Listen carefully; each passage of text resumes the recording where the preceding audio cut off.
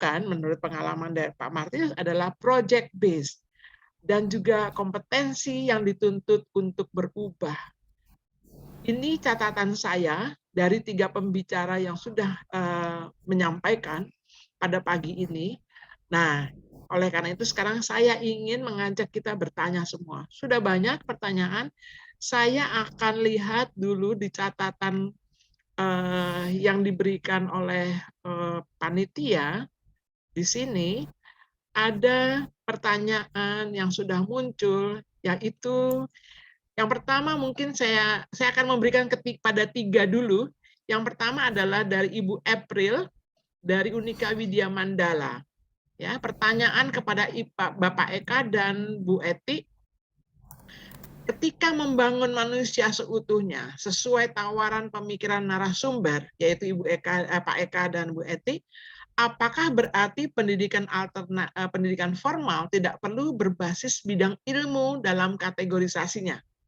Ataukah ada pembagian peran-peran antara keluarga, masyarakat, komunitas tertentu, dan pendidikan formal? Pendidikan formal berbasis bidang ilmu sebagai kelengkapan keahlian profesionalkah? Ya, itu pertanyaan dari Ibu April Widya Mandala. Pertanyaan yang kedua, di sini juga ditujukan kepada Pak Eka. Ada 2 pertanyaan Pak Eka yang disampaikan oleh Bapak Catur Supatpono dari Kolese de Brito. Pertanyaan pertama adalah, ada fenomena yang menarik dari pendidikan dasar kita saat TK. Anak-anak memiliki daya kritis dan imajinasi yang luar biasa. Mereka bertanya banyak hal, namun saat masuk menjadi siswa sekolah dasar, daya kritis dan daya imajinasi itu tiba-tiba hilang. Ya, kemana sebetulnya? Ya, itu pertanyaan yang kedua, di tengah-tengah situasi yang masih belum ideal untuk sekolah swasta, celah atau peluang apa yang menurut Pak Eka masih bisa kita upayakan pada masa-masa sekarang? Mungkin saya tambah pertanyaan yang ketiga untuk sementara dari Romo Donatus Kusmartono dari Yayasan Musi Palembang. Pertanyaan ditujukan kepada Pak Eka. Mohon sharing Bapak dalam hal andragogi, mungkin juga hetagogi, kampus merdeka bagi para mahasiswa dalam perspektif Katolik. Terima kasih. Demikian pertanyaan kepada Pak Eka dan juga ke Bu Eti. Monggo ditanggapi. Untuk yang lainnya, tolong disampaikan melalui chat untuk nanti akan diatur oleh panitia. Terima kasih. Monggo Pak Eka dan Bu Eti. Terima kasih Bu Clara dan terima kasih kepada para penanya yang telah menanggapi presentasi kami dan rupanya ini cukup menarik. Pertama, pertanyaan dari, kalau nggak keliru ya, semoga saya tidak keliru, Ibu April, ketika membangun manusia seutuhnya, apakah pendidikan formal lalu tidak perlu lagi gitu ya? Menurut saya begini, pendidikan formal itu tetap perlu. Masalahnya adalah kadang-kadang pendidikan formal jatuh kepada formalitas gitu kan, sehingga pendidikan formal tidak berlangsung secara otentik dan seolah-olah membuat pemisahan tegas antara yang formal dan yang real dihidupi. Maka bagi saya yang perlu dilakukan bukan menghentikan pendidikan formal, tetapi merevitalisasi pendidikan formal terkait dengan pengembangan atau pelajaran keilmuan, tetapi ilmu atau konten itu harus ditempatkan di dalam konteks yang tepat dan dikaitkan dengan realitas kehidupan, dan syukur-syukur harus terkait langsung dengan realitas kehidupan anak yang sedang belajar. Misalnya matematika, usaha besar harus dilakukan, maka kalau kita mendengar Sanata Dharma pernah terlibat dalam pengembangan sebuah pendekatan pembelajaran matematika yang disebut dengan realistik matematik. Karena matematik menjadi mata kuliah yang seolah-olah seperti agama, datang dari langit, padahal matematik sangat berguna dalam kehidupan. Nah, bila demikian maka tidak perlu lagi semacam pemisahan antara pendidikan formal dan non formal. Pendidikan di dalam era modern ini pasti berlangsung secara formal. Masalahnya jangan sampai yang formal itu menjadi semata formalitas itu. Itu pendapat saya. Sementara untuk Pak Catur, ini pengalaman yang menarik Pak Catur. Anak-anak di TK sangat antusias, sangat kritis, sangat gembira, tetapi masuk SD sudah loyo, apalagi ketika masuk SMP, masuk SMA, dan kuliah. Nah, saya kira itu semua terjadi karena pendidikan itu telah mencerabut atau tidak sesuai dengan realitas anak-anak itu. Maka ada ahli pendidikan yang memberikan garis besar sederhana tentang apa yang sebaiknya terjadi di setiap jenjang pendidikan. Pertama, TK haruslah berisi bermain atau permainan. Lalu di SD itu bermain sambil belajar. Jadi unsur bermainnya masih dominan dan anak-anak pasti senang dengan bermain. Karena di SD itu dalam waktu 6 tahun lah tujuannya itu untuk membaca, menulis, dan berhitung.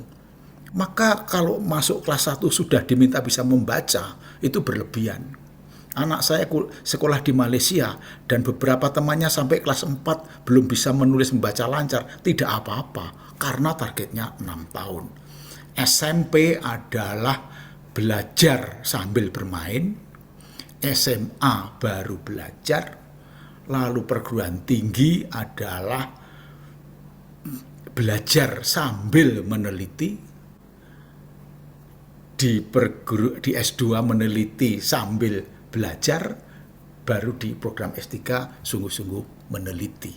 Nah, panduan sederhana itu kalau dipakai, saya harap anak-anak tidak tercerabut dari kondisi psikososialnya.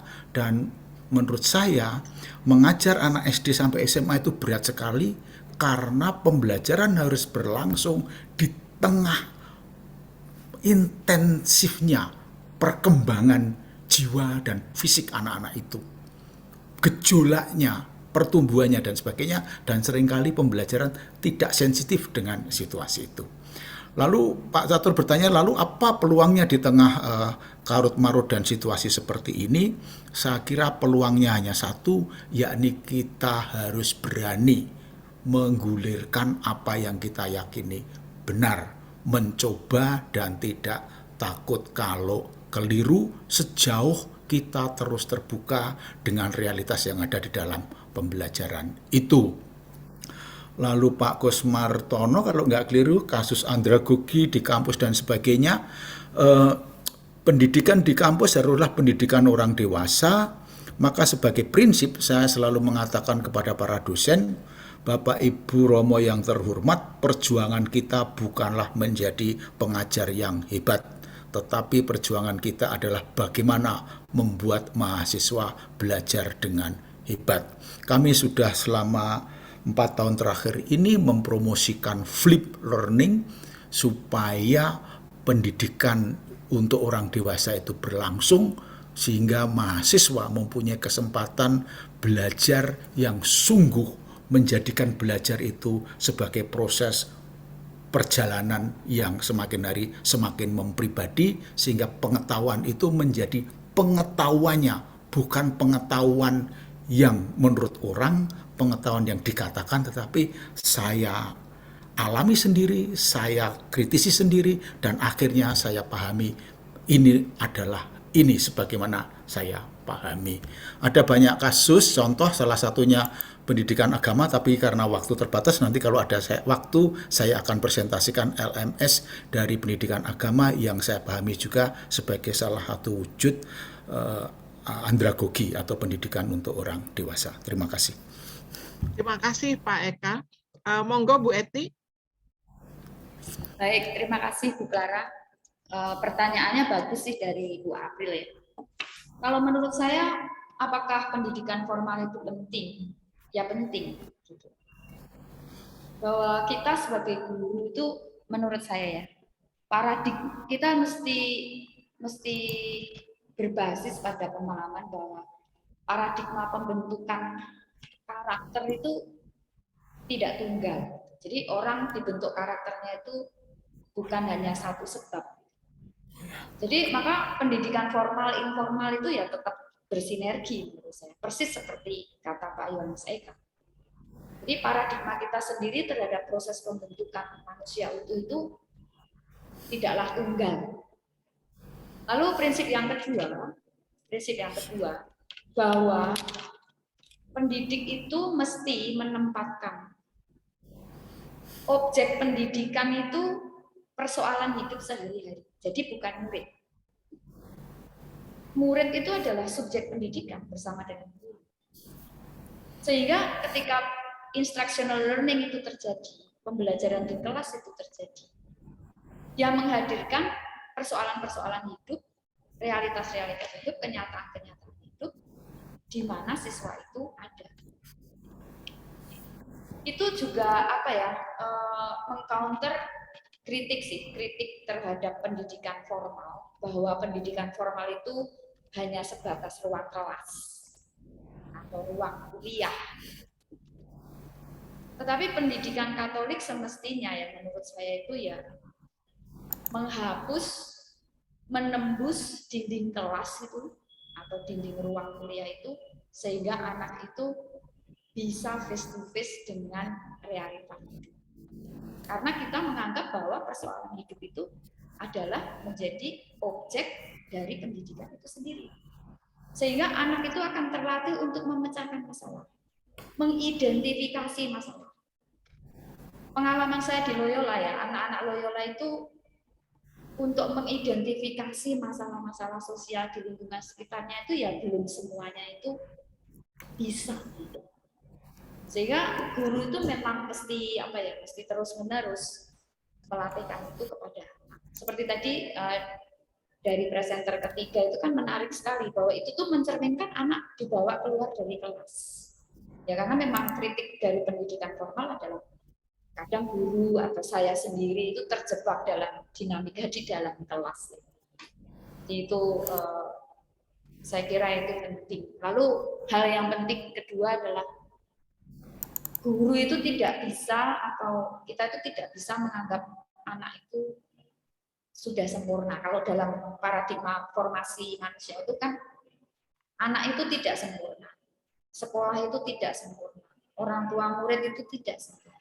Guru itu tidak sempurna. Justru perbaikan dari semua itu membuat yang lain itu sempurna. Jadi kesempurnaan itu ada ketika kita itu berusaha sebaik mungkin untuk membuat orang lain itu terbantu. Jadi proses membantu orang lain itu dalam rangka menyempurnakan dirinya. Itu paradigma basic menurut saya. Yang saya ambil dari Pater Driarkara, sahabatnya Pater Driarkara itu kan mengatakan bahwa pembentukan manusia itu mengandaikan bahwa guru itu meletakkan guru, murid, orang tua, sekolah itu dalam ketidaksempurnaan. Sehingga relasi di dalam pembelajaran itu adalah relasi penyempurnaan menuju pada keutuhan individu, keutuhan institusi pendidikan, dan keutuhan pendidikan itu sendiri. Itu filsafat dari Pater Driarkara. Saya kira itu. Jadi guru mesti menempatkan paradigma keguruan itu sendiri dalam perspektif yang benar. Itu menurut saya. Terima kasih. Oke, terima kasih Bu Eti. Pak Martinus, ada tanggapan? Dari saya, Bu, untuk pendidikan memang saat ini kita memang tidak bisa untuk membuat suatu perbedaan yang mencolok antara pendidikan formal dan pendidikan informal. Yang terpenting bagi saya adalah bagaimana kita sebagai guru menghadirkan pembelajaran yang bermakna, menghadirkan pembelajaran yang betul-betul sesuai dengan kebutuhan belajar siswa. Saya rasa mau pendidikan sekarang ini, pendidikan formal memang tidak bisa dilepaskan dari bermacam dogma yang memang ada di saat ini. Tetapi kita sebagai guru yang merdeka, guru yang memiliki kebebasan untuk membuat desain pembelajaran yang tentunya sesuai dengan tujuan dari pembelajaran, saya rasa kita saat ini bagaimana kita betul-betul mengajak anak untuk betul-betul nanti berkarya, betul-betul bisa tumbuh dan berbuah di masyarakat. Tentunya dengan berbagai macam pembelajaran yang sudah kita lakukan di dalam kelas. Mungkin tambahan saya itu. Terima kasih. Oke, terima kasih Pak Martinus. Pertanyaan lagi ada dari Mbak Nadia Ursula. Silahkan disampaikan Mbak Nadia. Baik, terima kasih Bu Clara atas kesempatannya. Jadi, pedagogi yang saya pahami ini mungkin bisa dibilang sebagai strategi dan lifestyle dalam mendapatkan dan memindahkan pengetahuan dengan memahami, mengolah, mengembangkan, dan berkreasi dari dan bersama-sama dunia nyata gitu. Dunia nyata yang saya alami. Nah, pandemi memberikan pembelajaran yang berharga bagi saya ketika melihat dan mengalami bagaimana kecepatan perubahan proses belajar mengajar yang saya alami ini saat menanggapi situasi pandemi.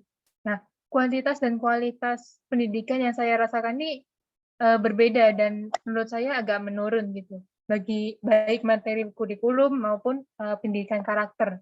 Nah, dari sini tuh pendampingan orang tua ini sangat powerful gitu untuk mengantisipasi hal tersebut dengan membawa ke arah pembelajaran adaptif atau biasa disebut adaptive learning gitu untuk mengisi bahkan melengkapi apa yang harus saya dapatkan. Nah, pertanyaan saya, apa dan bagaimana realitas pendidikan yang implementatif dan dari pedagogi pendidikan merdeka dengan lifestyle kehendak bebas. Istilah ini itu dari materi webinar kemarin. Nah, serta yang humanis juga terstruktur sesuai realitas perubahan zaman. Nah, yang kedua, bagaimana hal tersebut bisa ada pada para pendidik termasuk orang tua yang berbeda generasi dan realitas budaya komunikasi, tidak sekedar dalam bentuk rancangan aja. Terima kasih. Terima kasih Mbak Nadia. Silakan monggo. Pak Eka, Bu Eti, dan Pak Martin.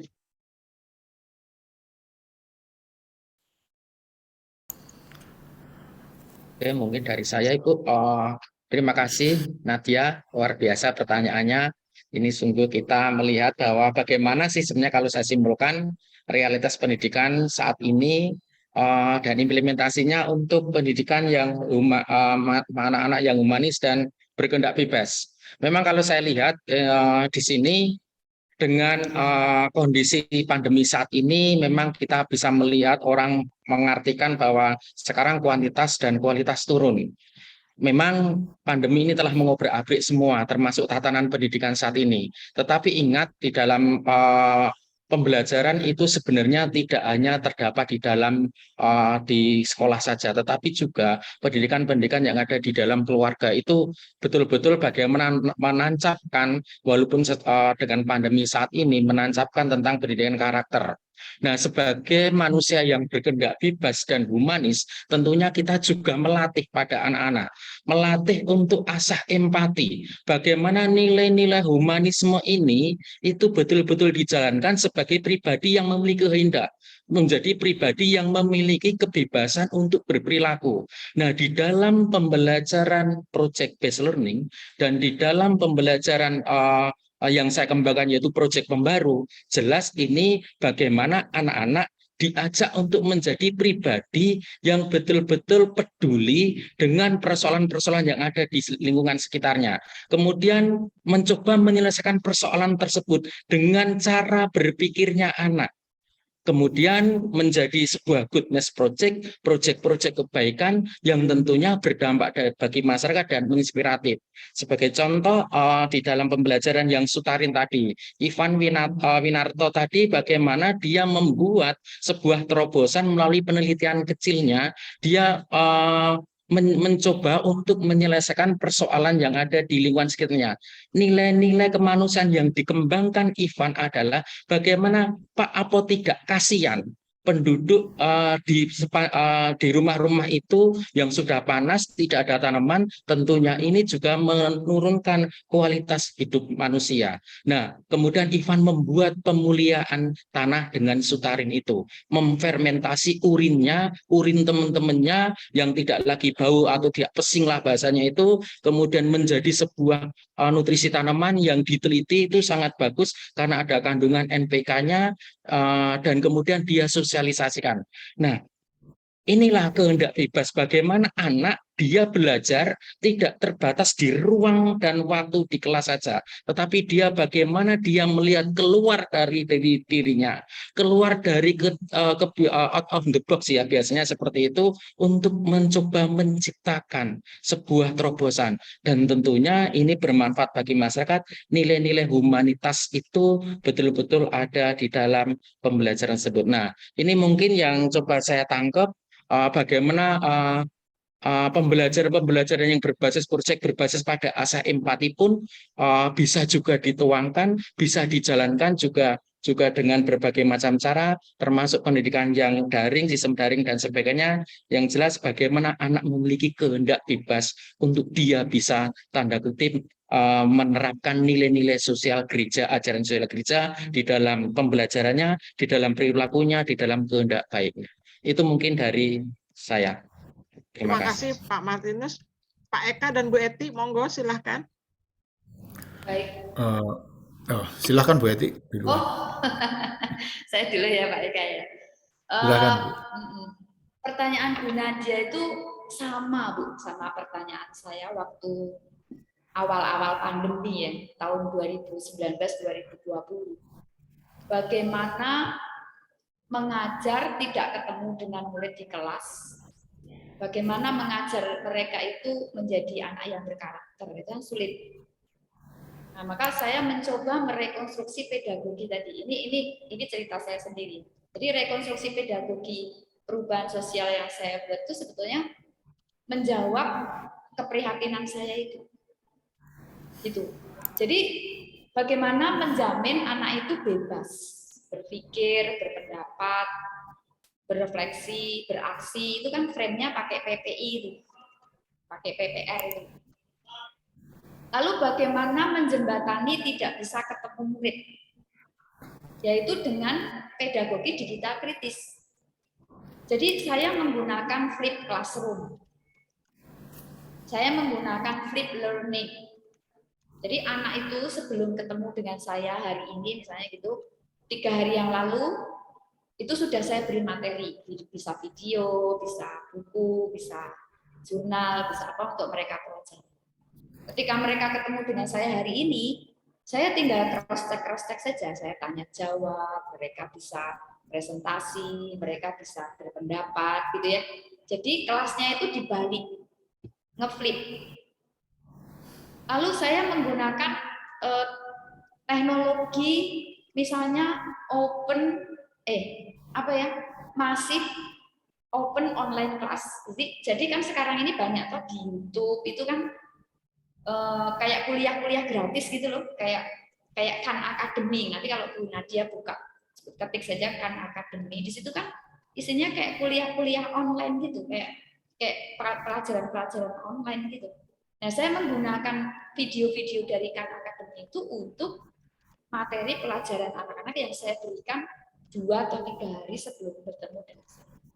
Jadi menggunakan internet, menggunakan medsos, menggunakan YouTube, kelas yang ngeflip, itu mungkin bisa menjembatani adaptasi pembelajaran online. Nah, lalu bagaimana membentuk karakternya? Membentuk karakternya itu menggunakan pedagogi kebaikan tadi itu, pedagogy of kindness itu. Saya selalu menyapa anak-anak, namanya saya sebut satu persatu. Saya selalu memberi kesempatan mereka untuk bertanya. Jadi kelas saya itu bukan kelas yang mencekam, tapi kelas saya itu kelas yang cair. Jadi ada pendekatan-pendekatan personal di dalam Zoom, di dalam Google Meet, atau di dalam platform online yang lain, di mana saya itu menyentuh mereka secara personal. Saya berempati terhadap mereka. Misalnya kalau ada murid saya kasih pertanyaan. Dia tuh menjawab, tapi mikrofonnya nggak nyala, saya gitu. Ya kan sering ya, Ibu sering mengalami itu kan, anak-anak ini lalu ditanya mikrofonnya nggak nyala. Lalu apa yang dilakukan oleh teman-teman sekelasnya itu menarik bagi saya. Ternyata teman-teman sekelasnya itu mencoba menjelaskan kepada saya mengapa anak ini tidak bisa menjawab. Nah, menurut saya ini kan yang namanya mikrokomunikasi ya, bahwa di antara anak-anak sendiri itu sudah ada toleransi, sudah ada ingin membantu satu sama lain. Yaitu yang disebut dengan pedagogi kebaikan. Jadi sebenarnya rekonstruksi pedagogi yang saya buat dengan mengawinkan atau memodifikasi atau merekonstruksi antara PPI, pedagogi digital kritis dan pedagogi kebaikan itu sebenarnya menjawab kebutuhan guru di masa pandemi sebetulnya. Itu masih bisa kita lakukan sampai sekarang. Begitu Bu Nadia. Jadi kita persoalannya sama. Terima kasih Bu Clara. Terima kasih Bu Eti. Monggo Pak Eka. Terima kasih Bu Clara. Untuk menjawab pertanyaan Nadia, saya berangkat dari sebuah pemahaman bahwa belajar itu tidak pernah sederhana, tidak pernah perkaranya menjadi urusan adanya materi belajar, adanya pembelajar, dan adanya yang mengajar gitu.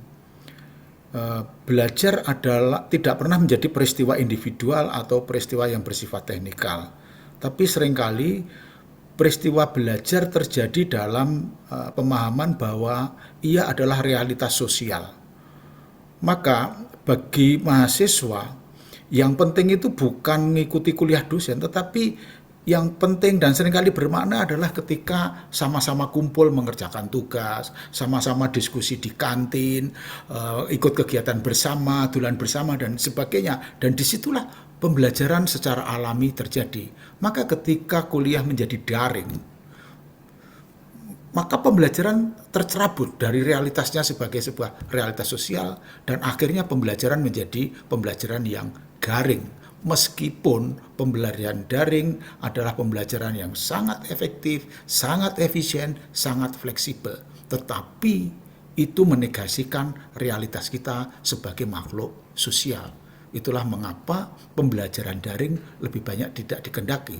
Saya sendiri berpikiran setelah pandemi berakhir, pembelajarannya haruslah merupakan gabungan atau hybrid antara daring dan luring. Karena masing-masing mempunyai keunggulan, masing-masing juga mempunyai kelemahan. Kalau kita kembali ke masa lalu sepenuhnya luring, maka kita juga akan rugi.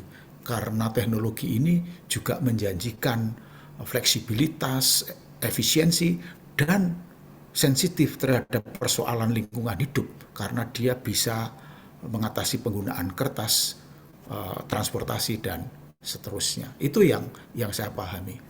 Terima kasih. Terima kasih Pak Eka. Ada pertanyaan dari Makassar, Atmajaya Makassar, Bapak Tri Saptadi. Masih ada? Silahkan. Pak Tri Saptadi dari Atmajaya Makassar, ada pertanyaan? Sudah nggak ada? Kita lewatin. Ya, saya lewatin. Pertanyaan dari Ibu Evi, Yayasan Prayoga Padang. Unmute. Oh ya, unmute. Ya, bisa. Masih? Oke, bisa. Ya, masih. Mohon izin. Oh ya, silakan. Monggo. Mohon izin. Terima kasih.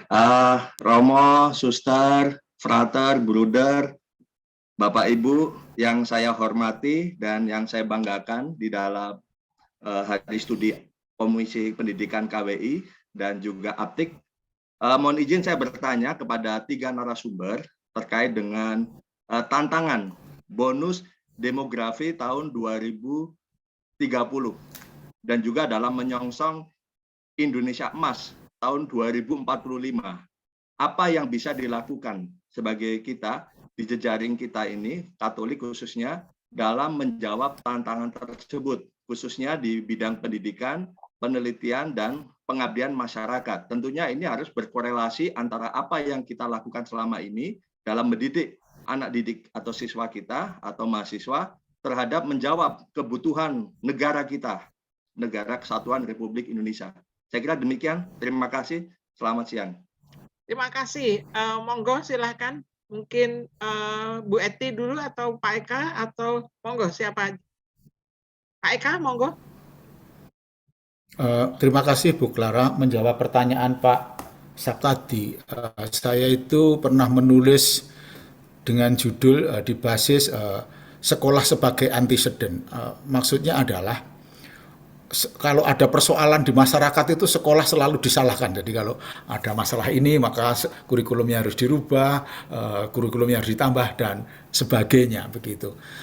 Maka dalam persoalan demografi itu persoalan yang memang menarik, memberi potensi baik pada kita karena kita akan mempunyai generasi yang banyak mudanya dibanding yang tuanya, tetapi bisa menjadi peristiwa yang merupakan bencana ketika tidak cukup tersedia lapangan pekerjaan atau anak-anak kita tidak bisa menciptakan pekerjaan. Maka bagi saya solusinya bukan hanya pada dunia pendidikan. Dunia pendidikan jelas harus menyiapkan mereka untuk mempunyai kemandirian dalam berpikir, dalam bertindak, dalam berkreasi, mempunyai kepercayaan diri, dan seterusnya, dan seterusnya. Namun demikian, kita sebenarnya lebih membutuhkan sebuah iklim usaha, sebuah ekosistem usaha yang baik. Dan ini bukan tugas sekolah, tetapi tugas para politikus dan pengambil keputusan untuk menciptakan sistem usaha yang baik. Sistem usaha yang jelas, yang mudah, sistem birokrasi yang sederhana, yang bebas dari korupsi. Kalau itu terjadi, maka akan banyak industri berkembang di Indonesia, akan banyak usahawan menginvestasikan uangnya di Indonesia, menggunakan sumber daya yang ada, termasuk menggunakan bonus demografi. Maka bagi saya solusinya tidak pernah sederhana, pokoknya pendidikan mau melakukan apa. Kita harus lebih banyak menuntut para politikus, para pengambil keputusan, para pemimpin negeri ini untuk tidak kena lelah menciptakan iklim usaha yang baik. Karena di Indonesia ekosistem berusaha itu masih belum efektif, masih sangat boros, tidak efisien, dan itulah yang menjadikan kegiatan industri terseok-seok di Indonesia. Itu tanggapan saya. Terima kasih. Terima kasih Pak Eka. Saya lanjutkan mungkin Pak Martinus, monggo.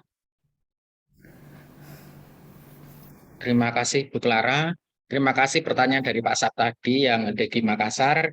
Bagaimana tantangan kita untuk menghadapi bonus demokrasi? Saya jawab berdasarkan sudut pandang saya sebagai guru yang mengajar di SMP.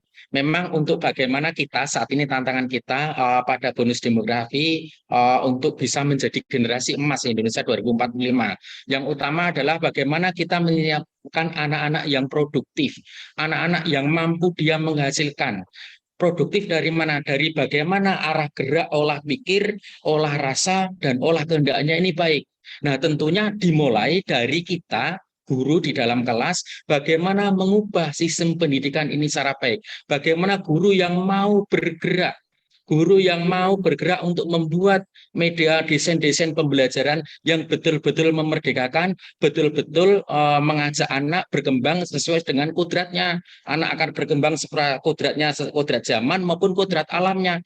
Anak yang secara berkembang dia dengan media bermain, dengan teknologi digitalisasi dan sebagainya. Nah, berikutnya guru harus berani membuka ruang kolaborasi. Dimulai dari kelas dulu, kolaborasi antar mapel dulu. Jadi jangan lagi guru menjadi asik dengan dunianya sendiri, asik dengan mata pelajarannya sendiri. Yang saya alami saat ini kadang guru masih sangat asik dengan pembelajarannya, masih dininabobokan bahwa pembelajarannya yang paling. Nah, ini harus dirubah. Dan yang ketiga adalah anak ajak untuk keluar berkolaborasi dengan sesama di luar sekolah. Nah, ini Komisi Pendidikan KWI juga sudah menyiapkan, dia juga sudah mengajak anak-anak muda seluruh Indonesia dengan membuat siap siswa inspiratif anak pembaru Pancasila. Sekarang kita sedang mengkader dalam proses perjalanannya 21 sekolah untuk bagaimana menjadikan anak produktif dalam berpikir, produktif dalam berolah rasa, produktif dalam olah kehendak, dengan menghasilkan produk-produk yang tentunya produk-produk itu bermanfaat bagi dirinya, bagi sekolahnya, dan masyarakatnya. Singkat kata, Bapak Ibu, suster, pimpinan sekolah, mari ajak anak-anak untuk kita berkolaborasi. Komdik KWI sudah mencoba mengajak kita semua dengan siapnya itu. Kita siap untuk menemani, siap untuk belajar bareng. Anak-anak, bagaimana anak supaya menjadi agen perubahan, bagaimana anak juga bisa dia membuat pengaruh yang baik. Minimal mengimplementasi ajaran sosial gereja. betul-betul dipahamkan, betul-betul dia melihat realitas itu diselesaikan dengan kacamata anak. Sehingga bonus demografi yang nantinya menjadi tantangan, tentunya ini akan menjadi sebuah peluang yang luar biasa menjadikan Indonesia maju. Dimulai dari diri kita sendiri dan dari sekolah, kemudian kita akan keluar bersama-sama. Itu dari saya. Terima kasih, Bu. Terima kasih Pak Eka. Bu Eti ada pendapat? Ada, Bu. Kalau menurut saya, untuk menyiapkan 2045 itu kata kuncinya adalah sekolah menjadi inkubasi. Sekolah menjadi tempat untuk menerpa ya, menimpa. Apa itu namanya tuh menggeladi ya. Sekolah itu menjadi tempat untuk inkubasi generasi-generasi muda supaya kelak mereka itu siap. Nah, inkubasi di dalam sekolah itu program-programnya mestinya itu program percepatan pencapaian kompetensi murid. Nah, kompetensi tahun 2045 itu apa? Nah, itu dipercepat di dalam proses inkubasi itu. Nah, apa yang dilakukan di dalam pendidikan kalau begitu berarti itu isinya itu adalah pelatihan, pelatih. Supaya siswa-siswa itu nanti menjadi tuan di negeri sendiri. Menjadi manajer di negara kita sendiri. Sehingga aset-aset Indonesia, natural resources Indonesia yang begitu berlimpah itu dikelola oleh anak bangsa kita sendiri, dan kesejahteraan itu kan berarti kesejahteraan sosial seperti sila kelima dari Pancasila, keadilan sosial bagi seluruh rakyat Indonesia. Dan saya kira pemerintah sendiri melalui gerakan Indonesian Digital Tribe, kalau saya nggak salah itu digagas oleh Pak Menteri dan Pak Erick Thohir itu menginkubasi mahasiswa. Jadi biasanya mahasiswa itu kan sekolah lalu dia merintis karir gitu kan, membutuhkan waktu fresh graduate sampai sekian tahun baru dia bisa mandiri. Nah, program percepatan inkubasi pendidikan di universitas itu setahu saya sejak dia semester 2 atau semester 3 itu sudah dimagangkan kemana-mana gitu. Jadi ada proses percepatan penguasaan kompetensi.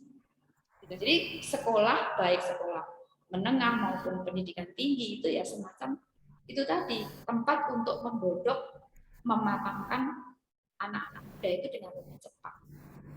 Sehingga pengelolaan sumber daya Indonesia itu tidak lagi ditangani oleh asing gitu loh, tetapi ditangani oleh anak-anak kita sendiri. Nah, bagaimana menyiapkan itu ya mesti ada percepatan, mesti ada program-program dari sekolah. Pemerintah sendiri saya kira gelagatnya ke situ sih, melalui beasiswa, melalui ada banyak ya. Misalnya profesional datang ke sekolah gitu, ada direktur mengajar, ada CEO mengajar di SMA, itu kan dalam rangka supaya anak-anak itu cepat in charge-nya, cepat bisa tahu bahwa kebutuhan zaman itu apa, lalu tergerak untuk problem solving. Dan itu terjadi bukan ketika mereka lulus perguruan tinggi, tetapi justru ketika itu mereka masih di SMA, masih di universitas. Setahu saya Pak Menteri sudah membuat itu ya, dalam rangka menyiapkan generasi emas 2045. Saya kira itu Pak. Terima kasih. Ya, terima kasih Bu Eti. Tadi saya ingin mengundang Ibu Evi dari Yayasan Prayoga untuk mengajukan pertanyaan. Monggo, Bu Evi masih ada dari Yayasan Prayoga?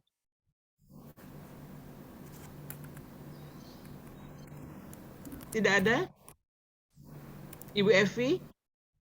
Kalau tidak ada, saya ingin memberi kesempatan kepada di sini ada Romo Darmin, Pak Jeremy, kemudian ada Romo Mardi untuk mungkin menyampaikan pertanyaannya. Mungkin saya sampaikan kepada Romo Mardi Atmaja. Monggo, Romo.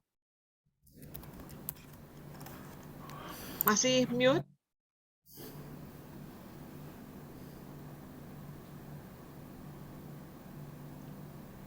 Maaf, Romo. Masih? Sekarang sudah? Ya, sudah. Makasih Bu Clara. Para sahabat yang terkasih dari dunia pendidikan. Terima kasih saya boleh ikut bicara sedikit saja. Para sahabat sekalian, sudah agak lama kita selalu berbicara mengenai dunia pendidikan dan langsung asosiasi kita kepada sekolah. Dan itu berarti Sanada Dharma ya Pak. Komdik ya Pak. Dan Loyola ya Bu Itik. Saya sejak hari Kamis, Jumat, dan sampai sekarang masih tetap merasa bahwa sesuai dengan pegangan Gereja Katolik, pendidik perdana adalah orang tua. Dan ini jarang sekali dibicarakan. Padahal Pak Eko, Anda dengan anak saya, maaf, dengan anak Anda, demikian pula yang lainnya, kan memulai pendidikan pada waktu anak itu belum bisa apa-apa, bahkan baru bisa belajar memegang jari dan tersenyum kepada kita, itu sudah pendidikan. Maka pertanyaan yang saya ingin mohon agar dijawab oleh Komdik dan oleh Aptik. Apa yang dipikirkan oleh Komdik dan Aptik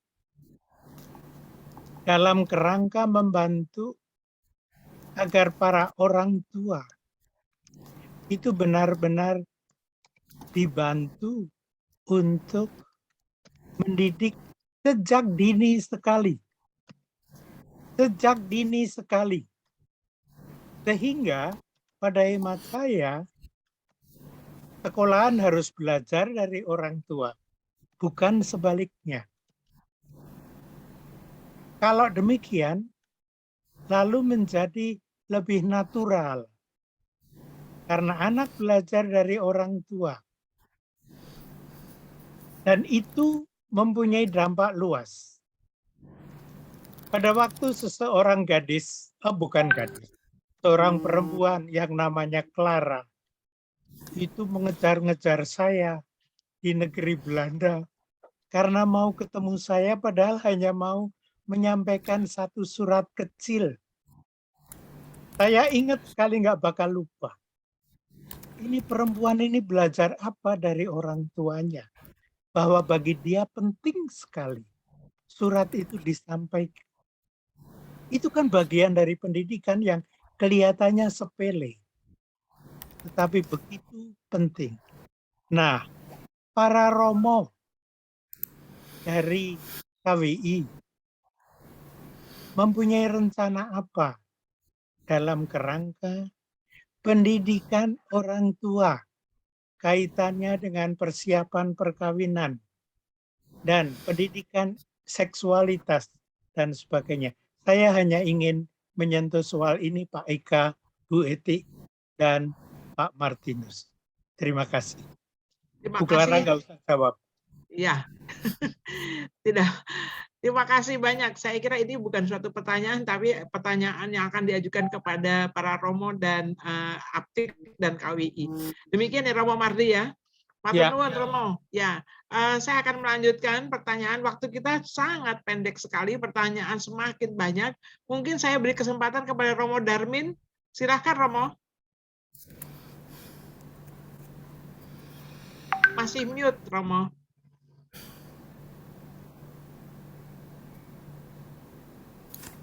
Romo masih mute. Oke. Ya, terima kasih. Iya, terima kasih. Saya sebenarnya menyambung apa yang dikatakan oleh dosen saya, Romo Mardi, pembimbing dalam hal pedagogi, pendidikan, ajaran sosial. Ya. Dalam dokumen yang sebenarnya kita bahas ini, itu ada saya catat 13 tantangan. Ya, ada identitas, ada komunitas-komunitas sekolah, dialog, masyarakat pembelajar, pendidikan integral, sarana dan sumber sarana yang terbatas, finansial, kemudian pembinaan iman bagi orang muda, lalu masyarakat multi agama dan multi budaya, pelatihan seumur hidup bagi guru, tempat dan sumber daya untuk pelatihan guru, dan juga tantangan hukum. Saya hanya mau menyambung apa yang dikatakan oleh Romo Mardi. Dalam dokumen ini saya bacakan saja karena berkaitan dengan tema pedagogi. Sekolah-sekolah Katolik harus dikelola oleh pribadi-pribadi dan tim-tim yang diilhami oleh kitab suci yang telah dibentuk dalam pedagogi Kristiani. Selaras dengan rencana pendidikan Katolik dan bukan oleh orang-orang yang mudah tergoda oleh mode mutakhir atau oleh apa yang dapat dijual dengan lebih mudah. Nah, inti pedagogi Kristiani itu adalah cinta kasih. Inilah perintahku supaya kamu saling mengasihi. Maka implikasinya sebagaimana tadi Romo Mardi mengatakan, pendidik pertama dan utama itu adalah keluarga. Di dalam keluarga itulah mereka mengalami cinta kasih.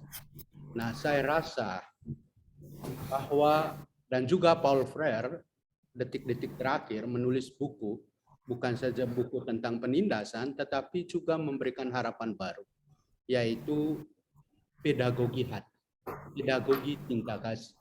Dan sekarang ini untuk menjawab 3 dosa besar, yaitu kekerasan, intoleransi, dan kekerasan seksual, yaitu cinta kasih, pedagogi kasih sayang. Nah, kepada ketiga narasumber ini ingin saya mau bertanya, kemanakah pedagogi atau cinta sebagai pedagogi atau andragogi kita dalam membantu anak-anak atau orang muda untuk semakin cinta tanah air dan semakin memiliki kepedulian sebagai Bapa yang berbelas kasih. Saya kira itu saja. Terima kasih Bu Clara. Terima kasih Romo Darmin. Pak Eko, Pak Yohanes Eko, Ya. monggo silakan menanggapi. Terima kasih Romo Darmin. Saya sebenarnya sebelum Romo Darmin menanyakan hal ini, saya sudah ingin bereaksi karena tone dan nada kita, meskipun kita bicara tentang pendidikan, berorientasi anak dan sebagainya, tapi secara umum pendidikan kita masih menempatkan bahwa pertama-tama kepentingannya itu kepentingan kita, bukan kepentingan anak. Maka kalau Romo Darmin menanyakan itu, harus terjadi pertobatan di antara kita bahwa ya haruslah tonnya itu bukan kita mau apa, tapi anak mau apa. Maka bagi saya segala macam pedagogi, lebih-lebih pedagogi cinta kasih, harus berangkat dari pemahaman dan imajinasi tentang anak. Maka ketika pandemi berlangsung, apa yang kami lakukan di Sanata Dharma, saya bertanya dulu pada mahasiswa, apa persoalan dan harapan mereka. Untuk itu bagi saya pedagogi harus pertama tadi dikembangkan dengan menjawab pertanyaan mendasar. Sebenarnya kita memandang anak itu sebagai apa, seperti apa. Sampai-sampai saya tadi menampilkan gambar patung di Taman Safari karena saya merasa seringkali perspektif kita untuk memahami anak dan mengharapkan anak sebagaimana pembuat patung tadi. Maka saya setuju Romo Darmin. Intinya cuma satu, kita harus tulus menempatkan anak sebagai raja. Maka di Sanata Dharma saya membalik piramida itu. Anak haruslah raja kita. Karena ya kalau tidak ada mereka tidak relevan apa yang kita pikirkan, apa yang kita kerjakan ini. Dan yang lebih penting lagi, kebanggaan dan kebahagiaan terbesar kita sebagai pendidik adalah ketika menyaksikan keberhasilan dan kehebatan anak-anak itu. Tidak ada yang lebih penting daripada itu, dan itu menjadi ukuran apakah kita sungguh mencintai anak-anak kita. Maka pembelajaran memang harus berangkat dari cinta kasih. Kalau di Sanata Dharma FKIP itu mengembangkan pembelajaran bermurah hati sebagai bagian dari pembelajaran yang berlandaskan cinta kasih. Itu maka bagi saya pertanyaannya bukan menjadi pengajar yang hebat, tapi bagaimana memberi kegiatan atau menjadikan mahasiswa belajar dengan hebat. Dan itu menjadi ukuran apakah kita sungguh mencintai anak. Terima kasih. Terima kasih. Apakah Pak Martinus dan Bu Eti ada komentar, tanggapan? Saya ada, Bu. Ya, monggo silakan Bu Eti. Kalau bisa pendek ya, kalau bisa pendek ya. Kalau saya setuju, kalau pendidikan yang paling mendasar itu dari orang tua, terutama soal relasi. Jadi relasi anak dan orang tua itu memang relasi intimate ya. Nah, di dalam kelas, sebisa mungkin guru dan murid itu relasinya menyerupai. Seperti orang tua. Nah, di Koles Loyola itu ada yang namanya kura personalis. Sehingga guru itu ketika mendampingi anak-anak itu tidak serta-merta kasihkan. Tetapi kura personalis, pendampingan secara personal, sesuai dengan keunikan masing-masing anak, sesuai dengan talenta masing-masing anak. Yang itu tuh kita anggap sebagai bentuk dari cinta kasih kita yang menghargai murid sebagaimana adanya ciptaan, bahkan ciptaan sendiri. Demikian. Jadi kata kuncinya adalah kura personalis. Guru dengan penuh kepedulian, penuh kasih sayang, seperti orang tua mendampingi murid. Demikian. Ya, tanggapan dari Pak Eko, Pak Martinus. Ya. Terima kasih, Ibu. Sepakat dengan Bu Eti dan Pak Eka tadi, kuncinya adalah bagaimana kita pedagogik hati itu muncul. Bagaimana kita selalu guru itu berdasar pada hati, memberikan hati pada anak didik. Kalau kita sudah memberikan hati kepada anak didik, tentunya anak akan punya banyak ruang untuk dia, bagaimana dia bisa belajar, membangun pemaknaannya di dalam belajar. Dan bagaimana kalau guru sudah memberikan hatinya, maka guru akan bisa menuntun laku anak.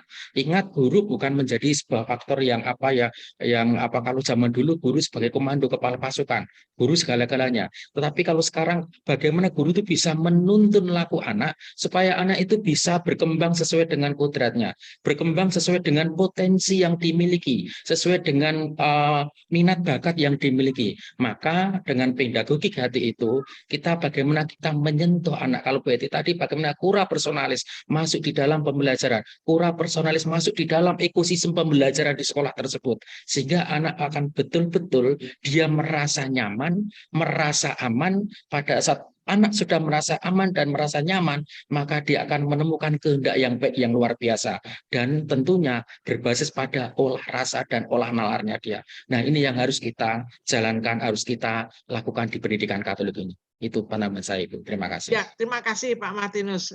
Banyak masih pertanyaan, hanya kita punya waktu yang sangat pendek sekali. Tapi tadi saya sudah memberi kesempatan kepada Ibu Evi dari Yayasan Prayoga Padang. Tadi ada masalah karena masih di mute. Sekarang ini pertanyaan terakhir, saya beri kesempatan kepada Ibu Evi untuk mengajukan pertanyaan. Silahkan Bu Evi. Baik, terima kasih Bu Clara. Mohon maaf tadi Bapak Ibu ada bermasalah dengan mic saya. Bu Clara yang sudah akrab dengan Yayasan Prayoga Padang, ya Ibu ya. Baik, sebetulnya bukan pertanyaan Ibu, hanya harapan saja kepada Komdik KWI. Itu sejalan dengan usulan seperti Ibu Etik sampaikan tadi tentang pembuatan platform digital supaya seluruh guru se-Indonesia mempunyai jejaring untuk saling belajar bersama. Seperti tadi yang Bapak Martinus Eko sampaikan itu luar biasa. Bisa menjadi inspirasi bagi guru-guru kita bagaimana membuat pembelajaran yang menyenangkan bagi seluruh siswa tanpa menghilangkan aspek kognitif itu sendiri. Itu akan menjadi inspirasi luar biasa. Maka harapan kami kepada Komdik KWI, seandainya kata bisa mengaktualisasikan gagasan seperti Bu Etik Maharani sampaikan, itu mungkin akan sangat membantu para guru se-Indonesia. Itu saja Bu Clara, terima kasih. Terima kasih Bu Evi. Saya kira ini kita sudah jam 11 lebih. Kita tutup atau masih ada satu pertanyaan? Mungkin pertanyaan pendek terakhir dari Papua. Romo Beni, Komdik Papua, silahkan Romo Beni. Sebagai pertanyaan terakhir ya. Selamat siang Ibu. Ya. Iya, selamat siang Ibu Clara. Halo. Ya, selamat siang Romo, kedengeran. Ibu Clara. Ya. Ya.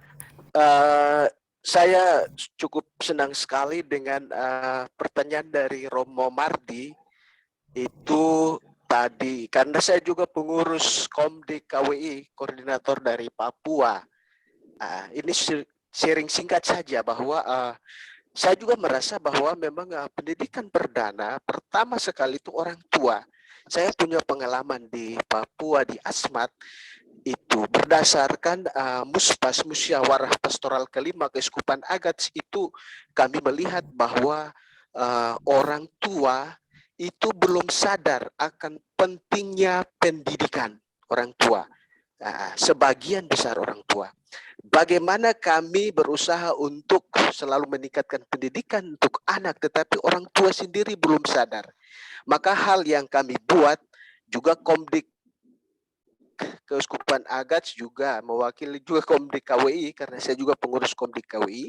Saya bekerja sama dengan Bapak Uskup Aloysius Murwito, kami ke paroki-paroki. Ya, Paroki Bayun dan Prima pun kami bekerja sama dengan WVI, Wahana Visi Indonesia. Kami mengumpulkan orang tua. Sebelum anak kami kumpul orang tua kami melakukan program literasi. Kami menyadarkan orang tua bahwa betapa pentingnya pendidikan. Kami memberi contoh berapa banyak pegawai negeri yang ada di kantor-kantor pemerintah Kabupaten Asmat. Lalu kami memberi contoh juga bagaimana anak yang rajin sekolah dan tidak rajin sekolah, bagaimana hidupnya. Kami juga memberi gambar video bagaimana cita-cita atau ya dari seorang pemabuk, seorang anak SMA yang mabuk dan anak SMA yang rajin sekolah. Seperti itu. Sehingga orang tua ini mereka menjadi sadar. 1-2 menjadi sadar, dan inilah kami pikirkan bahwa ini solusi dari kami untuk menjawab hal ini. Ketika orang tua sudah sadar, maka mereka akan mendukung pendidikan anak. Mereka bisa menemani anak ke sekolah, memberi makan anak pagi-pagi ke sekolah. Dan ini Monsinyur Aloysius Murwito langsung turun tangan langsung. Terima kasih. Baik, terima kasih. Tadi bukan pertanyaan saya kira ya Romo, tapi lebih sebagai masukan, sehingga tidak perlu ditanggapi oleh pembicara. Saya kira karena waktu juga yang begitu cepat berlalu, maka untuk sesi ini kita akhiri. Terima kasih untuk para pembicara dan juga kepada para penanya. Maaf karena tidak semua bisa disampaikan pertanyaannya. Ya, tapi saya hanya ingin menyampaikan suatu, bukan sebuah kesimpulan, tapi paling tidak ada bagian-bagian yang penting yang kita akan menyoroti bersama. Ya, yang pertama saya melihat bahwa pendidikan Katolik mempunyai ciri khas, bukan hanya untuk memperoleh pengetahuan dan keterampilan saja, tapi lebih dari itu, pendidikan Katolik mengajak anak atau peserta didik untuk mengenal Allah. Dan setiap manusia diciptakan menurut citra Allah yang unik dan bermartabat. Penghargaan kepada manusia, termasuk peserta didik di sini, adalah karena kecintaan dan hormat pada Sang Pencipta. Itu menjadi ciri khas kekatolikan kita. Kemudian dari situ kita melihat bahwa relasi antara guru dan siswa merupakan relasi yang didasarkan pada kebaikan, kejujuran, kepercayaan, dan saling menghargai dan saling menghormati sama satu sama lain merupakan dasar relasi antara guru dan siswa, juga kepada seluruh bagian-bagian atau pihak-pihak yang ada di sekolah. Hal yang ketiga yang sangat penting adalah pengalaman dan refleksi dalam menemukan pengetahuan, serta kebermaknaan dan kekaguman terhadap pengetahuan yang diperoleh akan mengajak anak untuk lebih berpikir kritis. Dan di satu pihak, guru merupakan fasilitator utama agar anak sungguh tidak terbebani dan menjadi stres dalam memproses belajarnya. Pendidikan harus menciptakan anak-anak yang bahagia, yang merdeka, dan lebih penting adalah bersyukur karena memperoleh pengetahuan dan memaknai bahwa pengetahuan adalah karena kecintaannya pada alam dan juga kecintaannya kepada Sang Pencipta. Saya kira itu tidak lebih, tidak kurang. Teman-teman atau Bapak, Ibu, Romo, suster, semua dapat memaknai ini semua. Masih banyak yang kita harus maknakan semuanya, hanya waktu yang kita sangat terbatas. Sekali lagi terima kasih, aplaus untuk para pembicara dan juga untuk kita semua. Marilah kita memberikan reaksi untuk hal yang baik yang kita peroleh pada hari ini. Terima kasih. Saya kembalikan kepada MC. Monggo Pak Yohanes.